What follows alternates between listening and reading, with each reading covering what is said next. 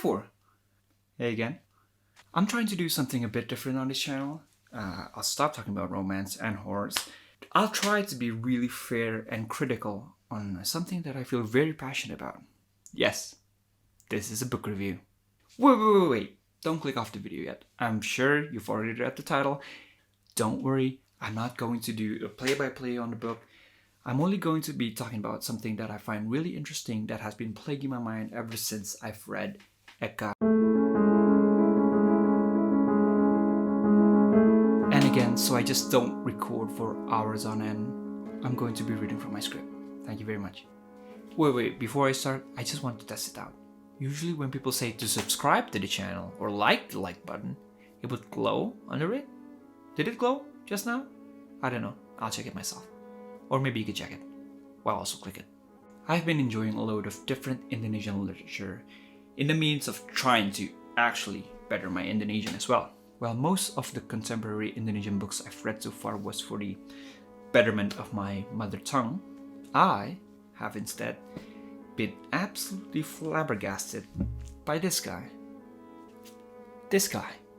Before I have engrossed myself in Indonesian literature, for some reason I have gravitated towards stories that are set in magical realism.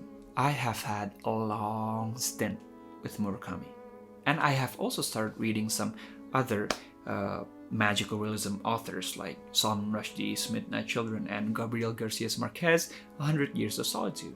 A Netflix show is coming out. Would be a good time to read it too.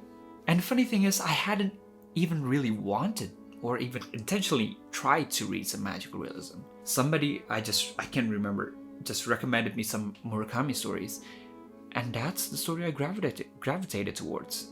But damn it, am I absolutely hooked to these stories now. Because elements like magical realism, surrealism, fantasies, science fiction, basically all the genres I have focused on reading these past years. These wide arrays of genres for me are at least the reason why I read fiction. Wildly differing viewpoints that an author could just conjure up from their wildest interpretation of their imaginations. Of an alternate reality, where they would probably say fuck off to physics and the laws of nature basically, in the means of creating an interesting, endearing, and emphatic story. And I just love that idea so much. Sacrificing any sense of coherency only in the means to reach a finality or conclusion for their protagonist's journey. Their fucking attitude completely works as they make the wildest and bizarre stories imaginable. And even as weird as, for example, Murakami's stories are. I'm staring right at you, Kafka. At the middle of it and by the end, I would find myself to be contemplating my loneliness and trying to read through my misty eyes sometimes. It's just really profound for me personally. And this is where Eka Kurniawan enters the fray. A quick background check on who he is. Eka Kurniawan is an Indonesian-born writer who studied philosophy at Gadjah Mada University, or UGM for short, which would come in nicely when I eventually talk about his essays. Same with Murakami and Gabriel Garcia Marquez, who is coincidentally his biggest inspiration as well. Eka Kurniawan has completely entranced, enamored, and grows the absolutely living hell out of me. Which, to be fair, my most favorite writers are able to do. And man, did I absolutely enjoy reading through the mesmerizing and imaginative works of Eka Kurniawan. He may write fantastical stories using Indonesia's wide array of mysticism, but what really makes him stand out for me is that he would write his stories purposely with the backdrop of Indonesia's tumultuous history. Indonesian life under Dutch Indies colonialism, Indonesian post-war struggle for identity, and the absolutely heinous crimes of the mid-60s. Eka Kurniawan has done such a fantastic job of melding Indonesia's rich history with the freedom and liberty while expressing stories as well, using magical realism. So, let me just run down some of my quick thoughts about his three biggest works. Wait. He's actually releasing a book this month? I can't believe my luck! Considering how I do things, this is probably going to be the only time I'm going to be talking about something that is in topic. And it is completely accidental, you know? Well, that's a nice surprise. So, yeah, if this video doesn't do numbers, I guess I should just really quit. But I won't. This is fun. Anjing mengeong, kucing menggonggong. Cats barking, dogs meowing. Really wonder if this is magical realism, because I do miss his magical realism stories. Well, what a find. Man Tiger, or Manusia Harimau, is the first book I read from him actually. I read this back in 2015, way before I even know what magical realism is. And I got the English version of it because I was browsing through the very few import bookstores in my city. Well, little did I know, I was confused as hell by the end of reading this. I've recently reread it after I've warmed up to genre, and I could really appreciate on how good this is. The book is about a murder. Not really a spoiler, literally the first line of the book, and the rest of the book is just a long-winded justification of how basically this murder is justified. What I really like about the setting of this book is that even though it is pretty pronounced that magical realism or magical elements is awry at this book, but at the same time, after reading this, you could argue that the opposite could also be in fact true. While usually magical realism are pretty cut and dry on admitting that some sort of weird shenanigans are about, this book delves into something which is more humane, natural. Rage. Unkept rage. Cantik itu luka, or Beauty is a Wound. Before anything else, I would just like to gush a little bit with the title, because oh my god, it's such a good double entendre. The double entendre being that one of the main characters is actually called Cantik, which translates directly to beauty, both being a play on words that beauty could actually be a scar, or some sort of scar that would mark a person's existence, be it a negative or a positive, which this book delves much deeply into, while actually being incredibly ironic of Cantik's actual physical description. After reading Eka's thoughts on Gabriel Garcia Marquez, this is definitely his version of homage to 100 Years of Solitude. Cantik itu luka is definitely Eka Kurniawan's epic tale where his character suffers greatly through Indonesia's tumultuous history, set in a fictional city called Halimunda, basically Indonesia's Macondo, with the great backdrop of the age of colonialism, post-war, and socialist movement that are propelled greatly with, again, magical realism. Definitely recommend. And his latest work, Seperti Dendam, Rindu Harus Dibayar, or its English version, Vengeance is All Mine, All Others Pay Cash. Good title, both of them, but I do prefer the Indonesian one. And I'm going to eat my words here, but this book doesn't necessarily have any magical realism settings in it. A wild story? Oh yes, definitely. But not something that has any basis on a magic or supernatural elements. But this story has such a very shocking and wild introduction to their main character, Ajo Kawir. And oh my god, it is something which really hooked me and made me finish this in basically like 3 days. I know, a book this thin, 3 days, really? And I call myself a book lover? Well, sorry, I just read slow. I rarely ever root or sympathize with the fearless to a fault type of character, because I just find their righteousness to be too overbearing sometimes. But because of what happened to the main character, this book really gripped me from the start. And it really justifies and made Ajo Kawir more layered and complex than the usual stereotypical bad boy that I absolutely hate in stories.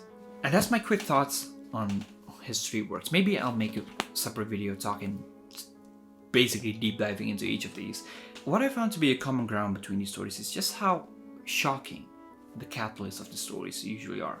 And that is definitely due to his blunt and sometimes just repulsive prose whenever he tries to depict the worst in humanity, Sure, then you could probably call me a green bean or something and just mention something that is probably 10 times more shocking than this, and I wouldn't really be surprised. Probably you could just mention it in the comment section or something. Anyways, most of the time I would find things like this to be too overbearing, writing shocking things just for the sake of being shocking. Especially considering that Eka has a tendency to write about these resilient women who are forced upon into these horrible situations. Cantik Luka, for example, has such an incredible harsh, though true realities of the lives of women under colonial rule. And while we can continuously debate the harm of portraying the lack of women's voice and rights under the patriarchy's oppression, there's no denying that Eka has continually highlighted the injustice and portrayed the woman in his stories as strong-willed and resourceful as he has. And that is probably why I have pushed myself through from these disgusting acts that the novels continues to portray. How the characters would prevail from their plight and be, well, to be honest, more often than not, be worse when they had started out. Indonesia post-colonial and post-independence is also a trademark on his works, I find. Having living his youth through the oppressive state that Indonesia was in post-independence, it isn't really a surprise that countless writers have come out now and basically write about their country in, less than rose-tinted glasses. Again, Cantik Luka, can't you tell which of his books is my favorite now? Delves deep. No, it dove head first and absolutely didn't left anything out of the horrors of Indonesia's past. But you could also argue that setting aside those politics, all those stories could stand on their own 2 feet. Let the complexities of the conflict to drive the story forward. In a lot of cases, sure, that is truly how most stories are written. But sometimes, you need that unpredictable variable that would make your story stand out. And in Cantik Luka and Manusia Harimau, did so in strides. Adding a level of supernatural and mysticism would set the characters in incredibly uncommon situations, forced to either choose or do something about their plight that comes with no shades of normalcy. The Ayu's curse that runs through her blood and her offsprings in Cantik Luka. Margio's possession from a supernatural female white tiger, like in Manusia Harimau. By letting go of the responsibility of creating a believable story, Eka Kurniawan and his peers of Magical Realism have to create the most honest and revealing introspective and conclusion for their characters that is truly magical. After all the Magical Realism talk, I gotta be honest that what also led me to read Eka Kurniawan was because of his fascination towards another Indonesian famous writer, Pramoedya Ananta Toer. Because I do want to read his works, especially his tetralogy called the Budo Quartet, which is such a fascinating story in and of itself. But what really stopped me is because of the old Indonesian that is used there. I just couldn't really understand it. I'm sorry. So I thought I would just shove it aside here while I'll read other Indonesian literature so I can actually understand it. Because I do want to read it authentically in its actual language, Indonesia, but I'll set it aside for now. So instead, I found out that Eka Kurniawan had wrote a collection of essays when he studied in his university, specifically talking about his politics and philosophy. Eka Kurniawan has wrote extensively about Pak Pramoedya's past, especially in this book, especially on how much Pak Pram viewed his writing as his national duty, his reason to work, and extensively he also delved into why he had felt the need to do so. Pak Pram, which from now on I'll be addressing him as so, has emphasized, which I don't necessarily agree with, that any form of literature cannot and should not be separated from their politics, belief, and whatever or wherever environment that influenced the writer the most. I'd like to preface this again by admitting that I haven't read of any of Pak Pram's works yet. I just view this as a means of where Eka Kurniawan has viewed and took inspirations from. And after reading this, I could totally see his admiration for Pak Pram. And it's just such a fascinating read to read about his incredible life and how Pak Pram views his politics in his literature. And that idea could not be more solidified in the term socialist realism literature. But first, what is socialist realism literature? And before I start, I would like to place a big, huge, humongous disclaimer that I am not at all an expert on this topic or even a person that practices the idea. I'm just trying to find the root of Eka Kurniawan's fascination of the idea of socialist realism. So in the next hour, I'll be giving you a detailed presentation on how socialist realism works. Socialist realism is a movement that emerged as a dominant force in the era of Soviet Union. And later socialist realism can be traced back to the philosophical and political ideas of Karl Marx. Marx and Engels emphasizes the role of art and literature. We need to go all the way back to the tunic wearing Greeks. Marx then called out to realists, basically saying that they didn't have it as hard as he did. And this is even without mentioning Marx's economic thought of structure, superstructures, and economic determinism. What even is dialectic thought? Coined by Hegel, who... What was his name again? Thesis, antithesis, synthesis, photosynthesis. The mitochondria is the influencing writers like Pramoedya. Even though Pramoedya has mentioned again and again that he has initial practice. And then Tan Malaka, basically Indonesia's biggest Marxist, had to enter the ring and drop his own. Basically drop a diss track on him. Basically calling him out Kendrick style. More like historical dialectic dumbass. And then Marx and Engels basically said instrumental codifying left and right Soviet Union's cultural another direction. And then both parties from the left and right could live happily ever after. Basically, from what I understand, which I do have lots of thoughts on, Pramoedya seems to be extremely passionate about highlighting the struggle and triumph of the proletariat. It's just basically a fancy socialist way to say the working class. And to exact justice on the bourgeoisie, Marx's name for the ruling/upper class. And Papram feels indefinitely that literature plays a huge part in navigating a country's outright political view, a tool for social change, proudly announcing that basically literature is just another form of activism. Eka Kurniawan has continuously quoted Maxim Gorky, known for being the father of socialist realism literature in Russia. So much so that Eka Kurniawan has bared the responsibility of actually translating one of Gorky's works, Tales from Italy, a collection of short stories which I still don't understand why it's translated to Si Tukang Onar in Indonesia. Specifically a quote, "The people must know their history is told over and over again throughout the essay." And Papram has mentioned that all people of their country should practice the Hegelian dialectic, or some version of it, basically Marx's version of it. A way of thinking that involves examining the contradictions of an idea to form a resolution. A thesis, an antithesis, and then a synthesis. An idea, a contradiction, a new idea.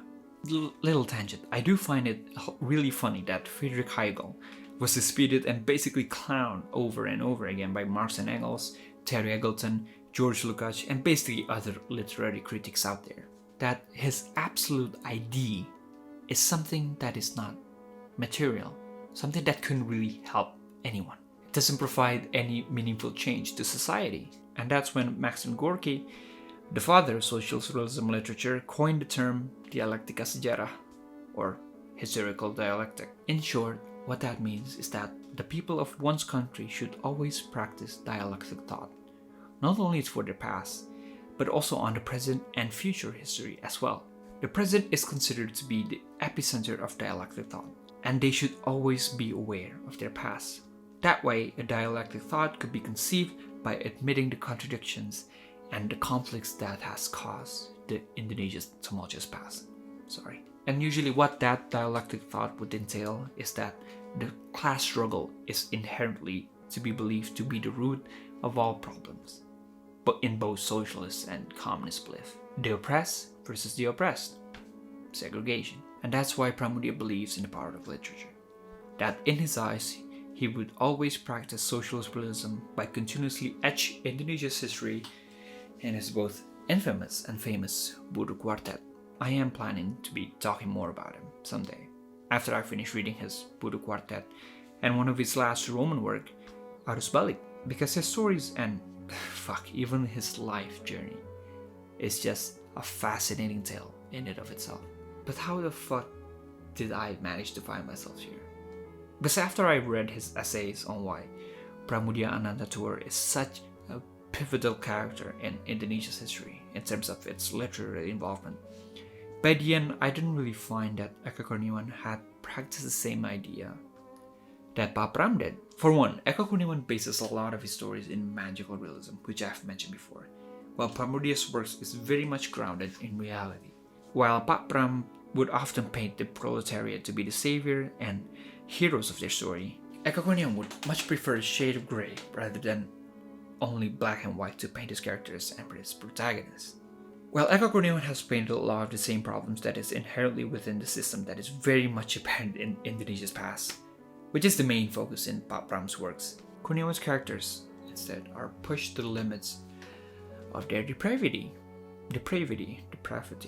and that limit is basically limitless, especially under the rules of magical realism. It is really fascinating to see the divergence in their works. One who views his writing as his national duty to critique the many harsh regimes he had lived through, to exemplify the idea of socialist realism, all for the betterment of the working class. And the other, who clearly was influenced by the former, I must say, which then felt the inclination to write a thesis about him, would then go on the new voice out of the country the former had left his mark on, while writing in a totally different literary style. It's great. Whatever your thoughts would be on Eka Kurniawan, I'm just so happy to know that we have such a colorful voice in Indonesia's literary magical realism front. Thanks, Eka. Oh god, it took a while. Okay, so I'll be doing more book reviews. If you could see the backdrop behind me, you could maybe comment on which things I would like to talk about next. I mean, Leila Chidori is a great one I've been reading. A lot of Japanese works, basically Murakami, that I promise I will be making a video of one day. Or something else. Yeah. Science fiction maybe? Who knows? I'd like to do this more. Practice my literary critique. It's less of that, actually. It's just more of me rambling. Yeah. Thanks for watching. Leave a like, subscribe, all that jazz. Thank you very much.